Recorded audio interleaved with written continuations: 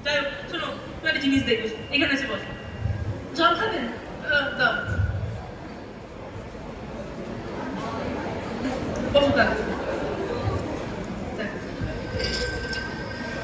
এই শিলটাকে দেখছো? হ্যাঁ। এটা খুব খতরনাক ডিজিজ হয়েছিল। এটা দেখছি। প্রায় 1 মাস আগে আমার কাছে এসেছিল। আমার দেখে মনে হলো, আর ছাড়ো, তোমাকে নাম নিয়ে আর কি বলবো, নাম বলে তো বুঝতে পারবে না, ছাড়ো।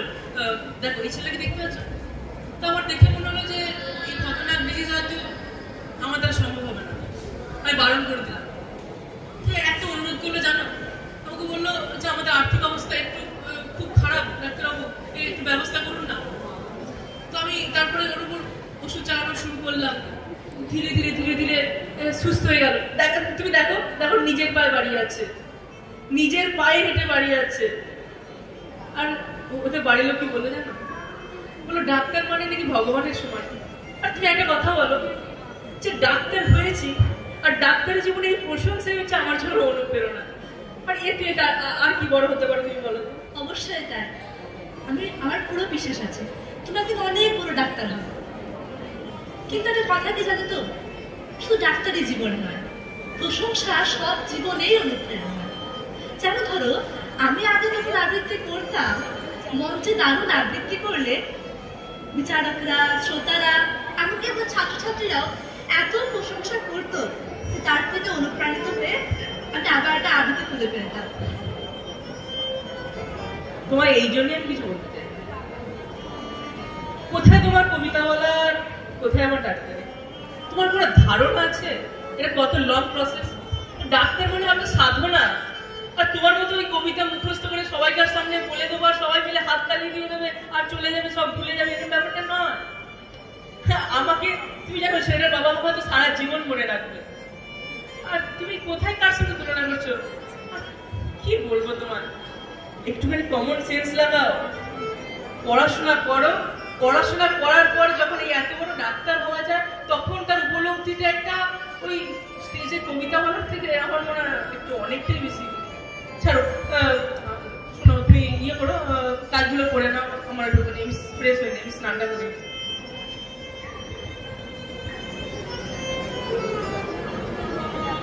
কেন রে বিধাতা পাষাণ হেন, চারিদিকে তোর বাঁধন কেন? ভাঙরে হৃদয়, ভাঙরে বাঁধন, সাগরে আছে কে প্রাণের সাধন। লাহরির পরে লাহরি তুলিয়া আঘাতের পর আঘাত কর।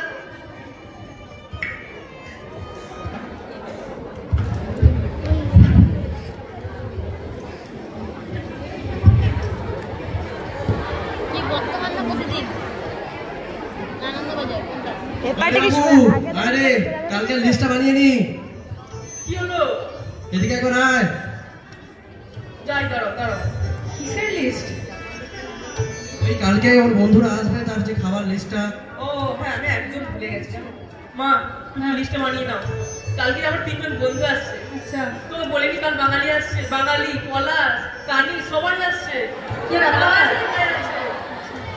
কেন আসবে না? আমার বিয়ের জন্য।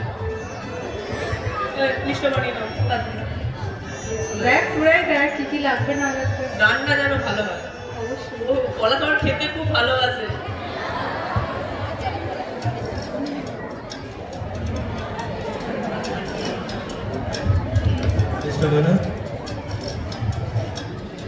দেখে নে তাদের পছন্দ মতো যাতে রান্নাটা হয়। দেখি ভালো রেসিপিগুলো, ঠিক আছে?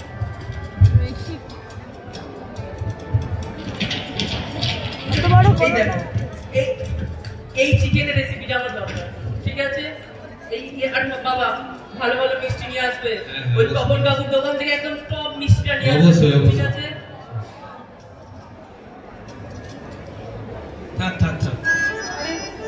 কি ব্যাপার? তা আজ তো প্রণাম কিসে? জন্মদিন নাকি?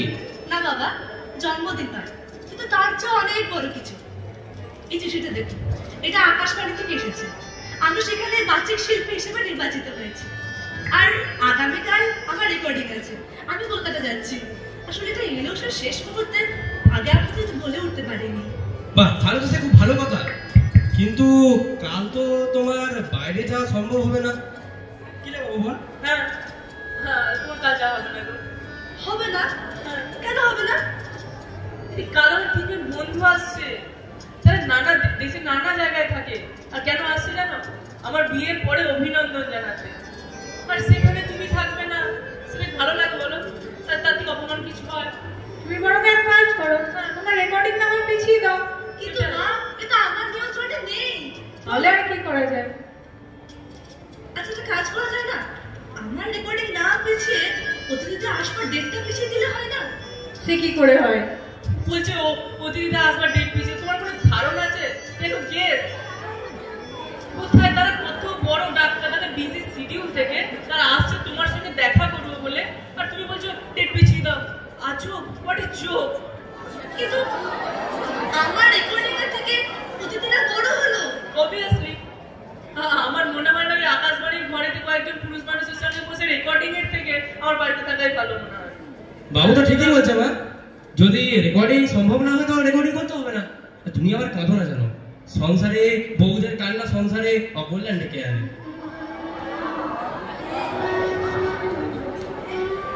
আসলে কি বলতো, যারা আসছেন চল বাবু, তারা বাবুর খুবই ঘনিষ্ঠ বন্ধু, আর তারা আসছেন দেশের অনেক বড় বড় জায়গা থেকে, যা হয়তো তুমি কল্পনাও করতে পারছো না।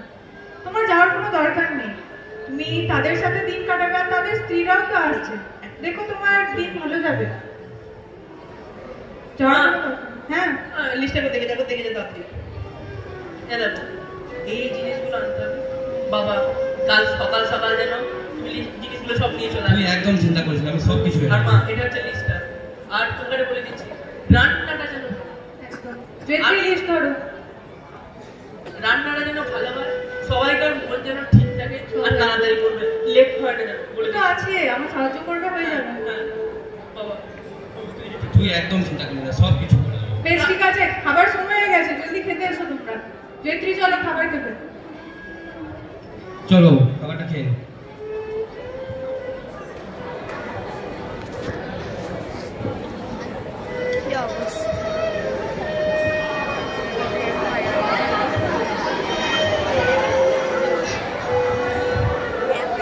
এরপরে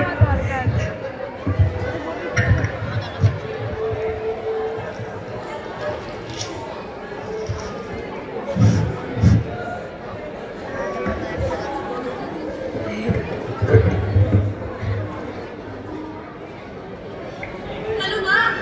হ্যাঁ বল, কি খবর তোদের? জামাই, ওর বাবা মা সবাই ভালো তো? মা, আমি ভালো নেই। কেন? আমার শরীর টরীর খারাপ করলো নাকি?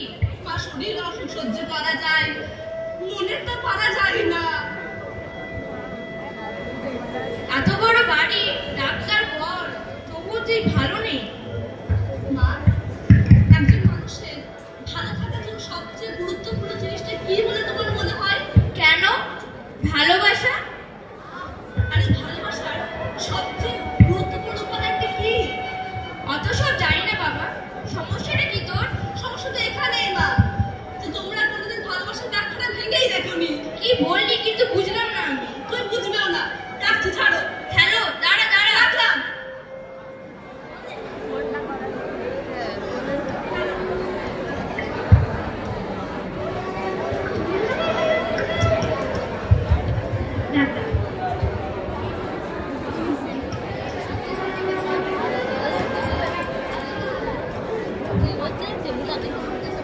জয় বাবা ফিরুদা, জয় বাবা ফিরুদা।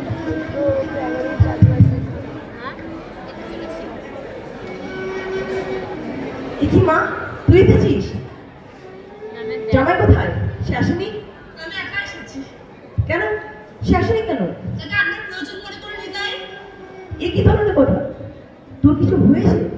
চোখ মুখের অবস্থা তো ভালো নয় দেখছি। না, আমি বলে ফেরত যাবো না। কেন? কি হয়েছে তোর? শ্বশুরবাড়ির লোকজন কি খারাপ? তারা কি খারাপ ব্যবহার করে তোর সঙ্গে? না, সেরকম কিছু নয়। কোনো অর্থনৈতিক অসুবিধে? শ্বশুরবাড়ির প্রচুর টাকা। তাহলে জামাইয়ের কোনো বদ অভ্যাস নেই তো? নেশা ভাঙ বা বড় নারীতে আসক্ত? জামাই মারধর করে না তো? না বাবা, তেমনটা নয়। কি হয়েছে তোর? কেন? এসবের বাইরে কি মানুষের অসুখে কোনো কারণ থাকতে পারে না? কি হয়েছে খুলে বল মা। বাবা, ও বাড়িতে আমার কোনো সম্মান নেই। প্রত্যেকটা মানুষের প্রতিটি ব্যবহারের মধ্যে রয়েছে প্রচ্ছন্ন অপমান। আমি সহ্য করতে পারছি না। ঠিক আছে, চল আমরা সবাই মিলে তোর শ্বশুর বাড়ি যাই, কথাবার্তার মধ্যে সবকিছু ঠিক হয়ে যাবে। কিন্তু সব জিনিসের তো এমনি বোঝাপড়া তৈরি করতে সময় লাগে, এই সময়টা তোকে দিতে হবে মা। বাবা তুমি ভুল করছো। বোঝাপড়া সম্মান তো এক নয়। একজন অপরিচিত ব্যক্তি সম্মানের দাবি রাখে, তবে কারোর বৌমা হয়ে কারোর স্ত্রী হয়ে আমি কেন বল বাবা? নাকি যা হয়েছে হয়েছে, চল চল আমরা একবার যাই, ঠিক সবকিছু ঠিক হয়ে যাবে। আমি আর বাড়ি ফেরত যাবো না। তুই এত জিদ কেন করছিস? আগে তো কখনো জিদ করতিস না। তুই যেমন আমার কোনো কোথায় শুনতে রাজি নোস, তবে আমার শেষ বক্তব্য তোর এ বাড়িতে আর কোনো জায়গা নেই। বিবাহিতদের শ্বশুর বাড়ি একমাত্র আশ্রয়।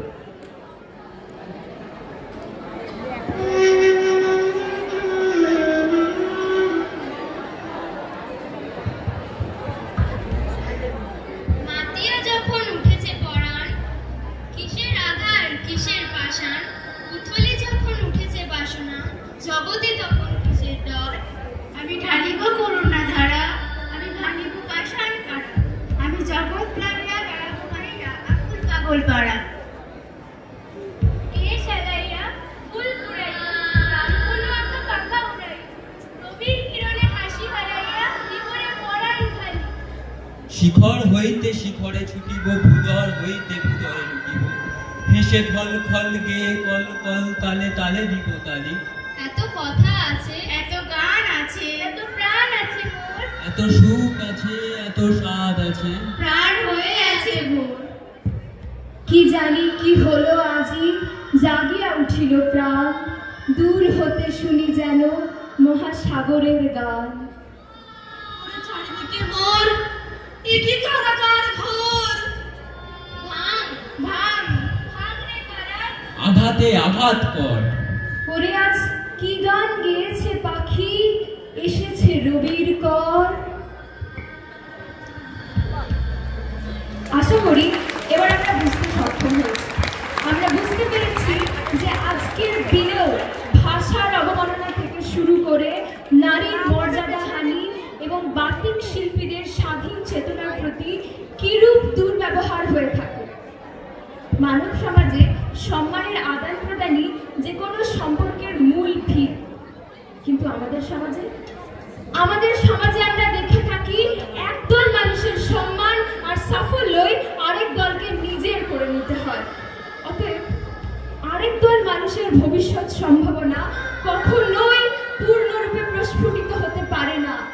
কাজেই এরূপ কত প্রতিভা প্রতিদিন প্রতিনিয়ত নষ্ট হচ্ছে। আমরা কেউ কি তার খবর রেখেছি? কেউ কি তার হিসেব রেখেছি? না, রাখিনি। কেন? কারণ এটি আমাদের সমাজের এক ধূসর রূপ, আমাদের চোখেই পড়ে না। যাই হোক, পূর্ব প্রশ্নে আসা যাক। এই ধরনের একটি নাট্য বিদ্যালয়ে কেন? এটি প্রস্তুত করার সার্থকতা কোথায়? সার্থকতা বলতে গেলে বলতেই হয় আমাদের বিকাশকালের বেশিরভাগ সময়টুকু আমরা বিদ্যালয়ে কাটিয়ে থাকি শিক্ষক এবং শিক্ষিকাদের সংস্পর্শে। কাজেই এই সময়ে যদি আমাদের সমাজের বিভিন্ন দিকগুলি আমাদের চোখের সামনে সুস্পষ্ট করে তুলে ধরা হয়, তাহলে আমাদের সমাজ দ্রুত উন্নতির প্রতি অগ্রসর হবে। আমরা সকলে মিলে সমাজকে এগিয়ে নিয়ে যাব এবং সকলে মিলে বলে উঠব, সকলের তরে সকলে আমরা